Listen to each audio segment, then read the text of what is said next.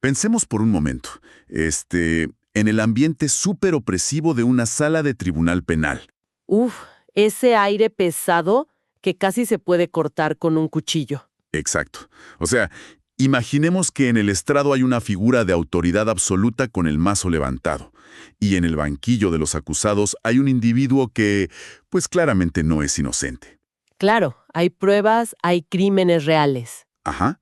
Y la sentencia que está a punto de caer es devastadora. Pero es completamente justa. Hay esta sensación de fatalidad ineludible. No hay salida. Pero justo antes de que el mazo golpea la madera, las puertas del fondo se abren de golpe, y alguien camina con determinación por el pasillo, se detiene frente al juez y dice: yo asumo esa condena exacta. Cada día, cada minuto, que este expediente quede a mi nombre. ¡Wow! Es que eso lo cambia todo. Totalmente. De repente, ese mazo que iba a destruir una vida cae para sellar un perdón absoluto. Y lo que es aún más alucinante, fíjate, es que las fuentes que vamos a explorar hoy sugieren que entender esto tiene un impacto físico real. Sí, he visto esos datos. Es impresionante. Es que dicen que no entender la magnitud de este perdón, digamos, podría estar en la raíz del 90% de las enfermedades humanas. Es una estadística que sacude por completo. Porque en ese escenario del tribunal, o sea, la deuda del acusado no se desvaneció en el aire. Ajá. Ni fue cancelada por, no sé, un tecnicismo legal. Alguien absorbió esa deuda. Alguien pagó el precio hasta el último centavo. Y ese concepto de sustitución, de un rescate tan personal, es justo el corazón de lo que vamos a desentrañar hoy. Pues bienvenidos a una nueva inmersión profunda. Hoy tenemos entre manos un material que, francamente, desafía la forma en que solemos pensar sobre la culpa y el dolor. Vamos a sumergirnos en unos extractos de un documento que se titula El sacrificio perfecto. Los 10 pilares de la redención. Y lo que hace que este texto sea tan cautivador es la voz narrativa. Sí, es súper íntima. Exacto. Está escrito en primera persona desde la perspectiva del Redentor, dirigiéndose a la humanidad con un «amados hijos míos». Es un tono súper directo y vulnerable. Y por esa misma naturaleza tan íntima del texto, nuestra misión en este análisis no puede ser puramente académica. O sea, no vamos a diseccionar estas páginas como si fueran un manual de historia, ¿verdad? No, para nada. Vamos a asumir un rol más pastoral. Actuaremos, digamos, como guías en este recorrido reflexivo. La idea es tomar estos conceptos milenarios y traducirlos en herramientas vitales para quienes nos escuchan. Qué buena forma de ponerlo. Queremos estructurar esto como la gran historia del camino hacia la libertad y la esperanza. Así es, y sacando a la luz consejos muy prácticos para aligerar, pues, el peso de la vida cotidiana. Bueno, vamos a trazar este viaje.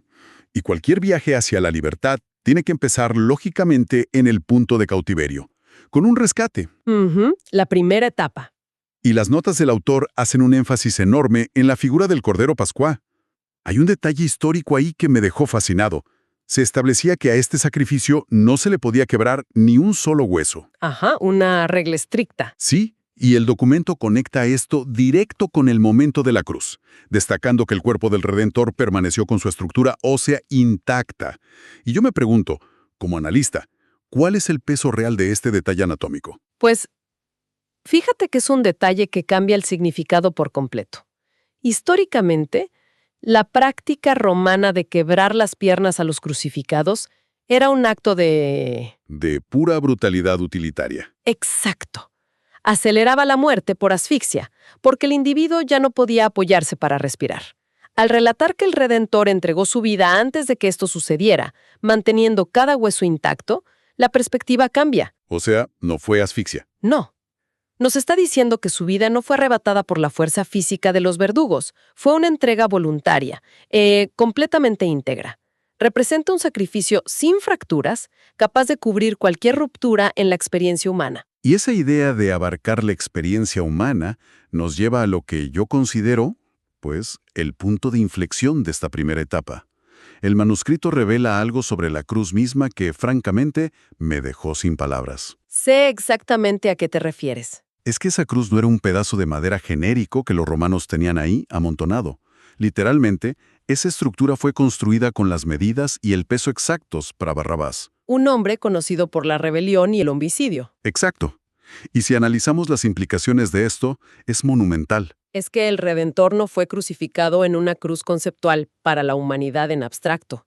Al ocupar el madero diseñado específicamente para un homicida, el acto se vuelve súper individual. Toma el lugar exacto. Exactamente. Toma el lugar exacto del culpable. Es la garantía absoluta de esa sustitución. Esto cambia todo el panorama. Volviendo a la imagen del tribunal, esto significa que el rescate no es un fondo ciego de dinero para pagar fianzas al azar. No, no es una donación anónima. Es un recibo detallado con un nombre específico. Es descubrir que el sustituto entró a la celda exacta de esa persona, durmió en su litera y cumplió su condena particular. Y aquí podemos extraer nuestra primera aplicación práctica para cada persona que nos escucha. Porque la mente humana tiene una tendencia casi adictiva a aferrarse al remordimiento. Uf, sí. Esa maleta llena de piedras invisibles. Tal cual. Las personas cargan con errores del pasado todos los días. Pero si observamos esto desde nuestra función de guías espirituales, vivir arrastrando una culpa constante es en el fondo un insulto a quien ya pagó la fianza. Claro, porque es como decir que el pago no fue suficiente. Exactamente. Si el sustituto tomó la cruz individual de manera específica, la instrucción para el día a día es soltar esa carga. La deuda fue saldada. Caminar libre de culpa no es un acto de soberbia. Es el reconocimiento legítimo de un rescate real. ¡Qué forma tan poderosa de verlo! Soltar la maleta porque el recibo ya está pagado. Sí. Ahora, una vez que alguien sale de esa celda, físicamente es libre. Pero todos sabemos que quien ha estado en cautiverio mucho tiempo desarrolla, pues, una mentalidad de supervivencia, una coraza de egoísmo. Una barrera para protegerse, claro. Y aquí es donde nuestro viaje entra en su segunda gran fase, que es la sanidad interna. El texto propone algo que llama la ley de la vida, y lo describe de una manera súper gráfica, casi como si hablara de física. Es una analogía brillante, la verdad. El autor describe el universo como un inmenso circuito cerrado de amor. El principio activo es que todo lo que existe recibe para dar. Ese es el flujo natural. Exacto. Y bajo esta lupa, fíjate, el concepto de pecado no se define como una simple lista de reglas rotas. Se define como el intento trágico del ser humano de vivir únicamente para sí mismo. Es acaparar. Acaparar la energía, el tiempo, el amor. Sí, es como observar un río. Claro, si el agua fluye, hay vida en las orillas. Hay peces, hay movimiento. Pero si alguien construye una presa absoluta y el agua deja de moverse, Se estanca. se estanca y se pudre. El texto utiliza un término durísimo para esto. Lo llama una vida muerta. Y contrasta esta agua estancada con el momento en que se instituye el lavamiento de los pies, justo antes del clímax de la historia. ¿Por qué lavar los pies es la respuesta a esa vida muerta? Porque actúa como un disolvente para el orgullo. A ver, en esa época, lavar el polvo del camino era la tarea del sirviente de más bajo rango. Del escalón más bajo. Ajá. Al asumir ese rol, el Redentor está atacando directamente la raíz del egoísmo, esos celos que bloquean el río que mencionabas.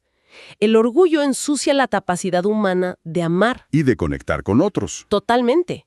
Este rito no era solo sobre higiene, era una intervención psicológica y espiritual profunda para restaurar la humildad. Ahora, aquí, en medio de esta discusión sobre el flujo del amor y el orgullo, es donde el documento suelta esa afirmación de la que hablamos al principio. La estadística de las enfermedades. Sí.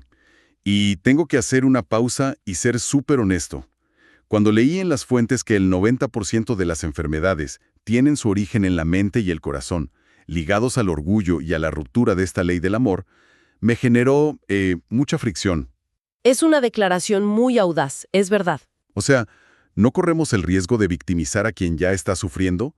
Pensemos en alguien que está lidiando con un diagnóstico médico severo. ¿Podría interpretar esto como un «estoy enfermo porque soy orgulloso y me lo merezco»? Esa fricción que sientes es fundamental. Y de hecho es una preocupación muy válida. Pero si leemos el texto con la lente pastoral y compasiva con la que fue escrito, el objetivo no es emitir una condena judicial. Sino un diagnóstico. Exacto, es ofrecer un diagnóstico profundo. no se trata de culpar al paciente. Pensemos, por ejemplo, en un médico que explica que unas migrañas crónicas son el resultado de vivir años bajo un estrés tóxico, apretando la mandíbula todos los días. Claro, el médico no está juzgando la moralidad del paciente. Para nada. Solo está revelando la mecánica de su dolor. El manuscrito sugiere que cuando un individuo vive desconectado del circuito del amor, reteniendo resentimientos, pues el cuerpo físico termina absorbiendo ese colapso. Es una radiografía del alma, humana, no una acusación. ¡Wow! Me ayuda muchísimo esa aclaración. Es cambiar el enfoque de la culpa a la causa fundamental. O sea, si la presa que estanque el agua está creando toxicidad, la solución no es castigar al agua. No, es quitar la presa. Exacto, quitar la presa. Y me imagino que el consejo práctico para la vida diaria tiene todo que ver con eso. Absolutamente. El consejo aquí es la reactivación deliberada de ese flujo.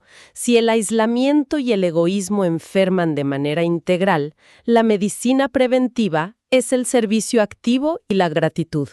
En la cotidianidad, eso significaría buscar formas de servir sin esperar aplausos, ¿no? ¿Sí? Y practicar el perdón para no retener esas aguas estancadas. Al restaurar esta ley de la vida, se promueve una sanidad que va más allá de lo mental. Empapa lo físico. Es un enfoque fascinante. Bien, ya tenemos el rescate legal y la sanidad interna de las emociones. Pero saber que la medicina existe no cura a nadie si el frasco se queda cerrado en la repisa. Hay que tomársela. Totalmente. Y esto nos lleva a la tercera etapa de nuestra inmersión, el momento de la apropiación personal. Las notas del autor hacen una retrospectiva histórica a la noche en que el pueblo hebreo estaba cautivo en Egipto. Y destaca un detalle súper específico sobre cómo usar la sangre y un hisopo en las puertas. Ajá. ¿Qué nos enseña eso? Pues ilustra magistralmente la diferencia entre creer en un evento y apropiarse de él. En esa historia, la promesa de protección no cubría a una familia simplemente porque, digamos, creyeran intelectualmente que un cordero había sido sacrificado. O sea, no bastaba con decir, sí, allá afuera pasó algo. Exacto. La protección se activaba única y exclusivamente cuando marcaban el marco de su propia puerta. Es una demanda de acción personal. Es crucial esa distinción. Es la diferencia entre saber que hay paracaídas en el avión y realmente, ponerse uno antes de saltar. El manuscrito enfatiza que se requiere un acto voluntario de fe. Un paso individual. Y una vez que se cruza esa puerta, el texto describe una transición espectacular.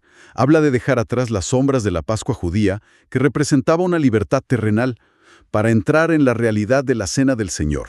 Es una evolución hermosa en el camino humano.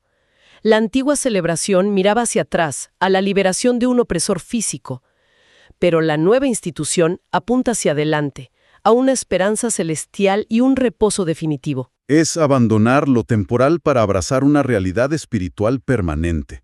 Y bueno, hablando de realidades permanentes, el autor aborda un evento visual que para mí es la imagen cinematográfica más poderosa de todo esto. El velo rasgado. Sí, el velo rasgado. Para dar contexto a quienes nos escuchan, el templo tenía una cortina monumental, súper pesada. Separaba a cualquier persona común de la presencia directa de lo divino. Nadie podía cruzarla bajo amenaza de muerte. Una barrera infranqueable. Y el texto relata que, en el clímax del sacrificio, una mano invisible rasga ese velo de arriba a abajo. Y la dirección en la que se rasga es justo el detalle de autoridad máxima.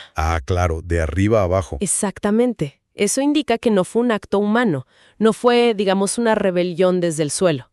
Fue una apertura originada desde lo divino. Ese desgarro violento simboliza el fin definitivo de todos los sacrificios animales y la abolición de los mediadores terrenales. Si tratamos de visualizar el impacto de esto, yo creo que la analogía más cercana no sería una cortina, sino algo como el muro de Berlín. Me encanta esa imagen. Imaginemos un muro de hormigón armado, vigilado, que dividió familias enteras durante décadas.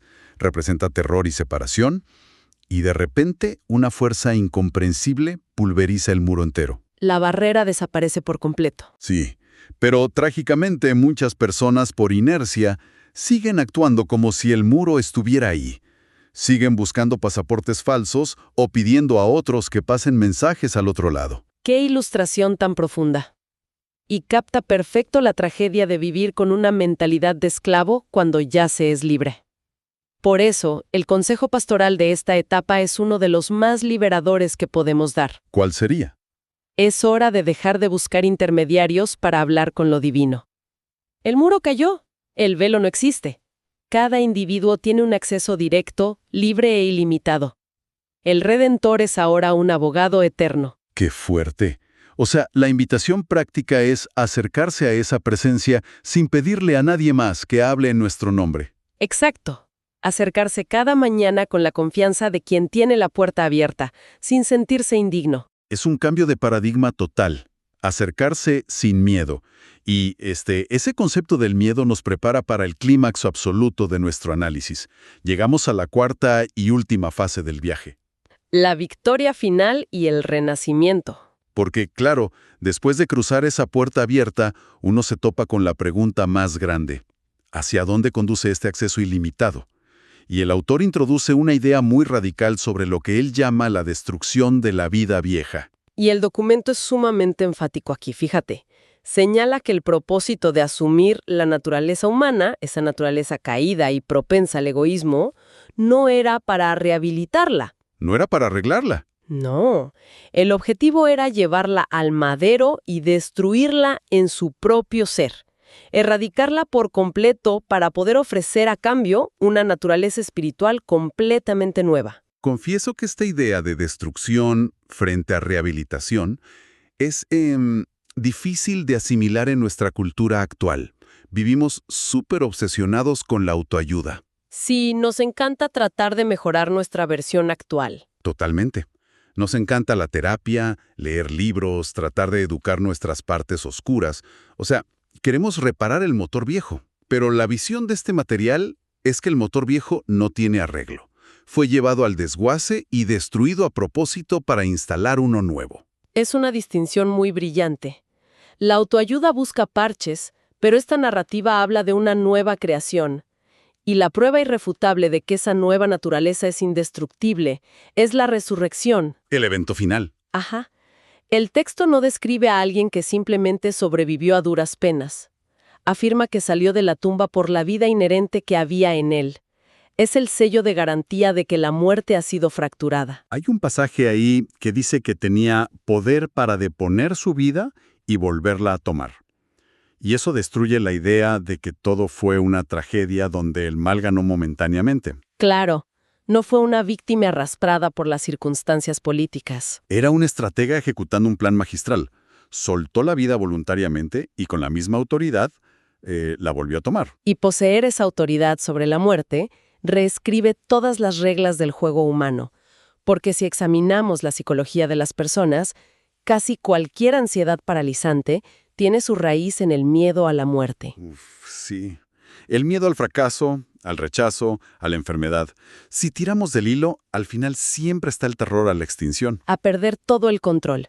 Es el miedo supremo que alimenta a los miedos más pequeños. Si la muerte es un agujero negro ineludible, cada pérdida diaria se siente como un adelanto de ese final. Y por eso, el último gran consejo práctico como guías de este relato es la invitación a vivir sin ese terror. Si el enemigo de nivel máximo ya fue derrotado y hay una vida espiritual garantizada, ¿qué poder real tienen las ansiedades de un martes por la tarde? ¡Qué perspectiva tan liberadora! Los problemas cotidianos o las crisis laborales pierden su peso aplastante cuando se colocan, digamos, sobre el telón de fondo de una eternidad asegurada. Es relativizar el dolor temporal frente a una victoria permanente. Es una forma de anclar el alma en medio de cualquier tormenta, definitivamente. ¡Wow! ¡Qué recorrido tan extraordinario hemos hecho hoy a través de estos pilares! Ha sido súper intenso. Para empaquetar esto en la mente de quienes nos acompañan, hagamos un paneo rápido. Comenzamos visualizando una cruz hecha con medidas exactas. Lo que demostró que el perdón es un rescate íntimo. Que nos permite soltar la maleta de la culpa. Luego, exploramos cómo restaurar el flujo de la vida, entendiendo que el servicio humilde previene ese estancamiento que enferma el cuerpo y el alma. Así es, y de ahí avanzamos a la acción personal, marcando la propia puerta con fe para descubrir que ese gigantesco muro de Berlín fue demolido desde arriba. Otorgándonos un acceso directo y sin temor, para finalmente llegar al clímax, la certeza de que la muerte ha sido superada, ofreciendo una libertad inquebrantable frente a los miedos de todos los días.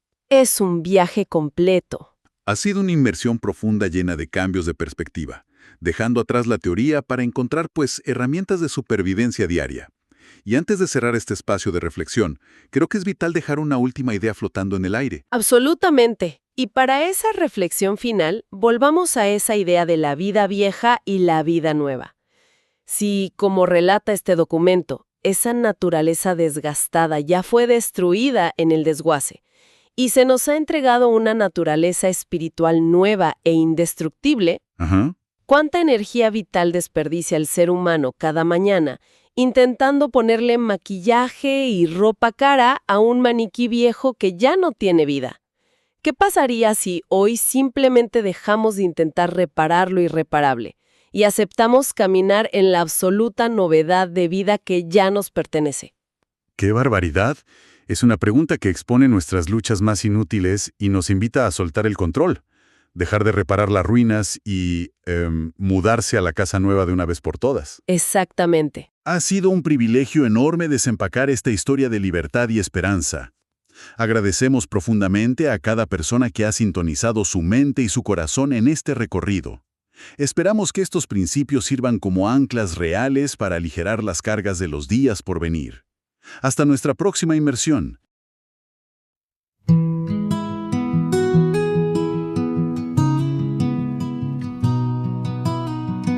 Vino al mundo el Rey de Reyes, el Salvador de la humanidad. Sin joyas, sin dinero, sin coronas,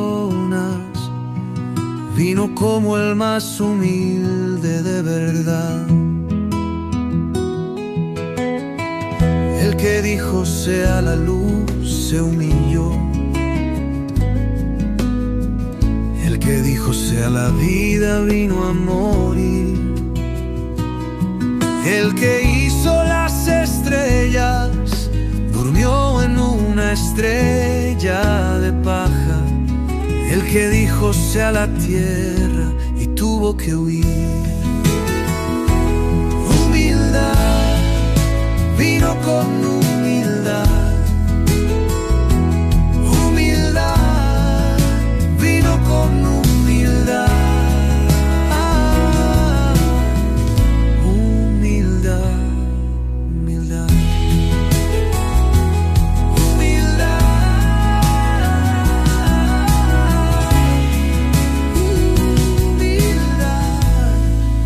Vino con humildad. Humildad, vino con humildad. Humildad.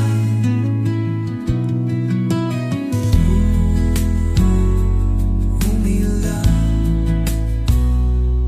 El que creó los mares se dejó lavar los pies. El que hizo las piedras fue apedreado. El que nos da el agua viva tuvo sed. El que lo creó todo, lo perdió todo.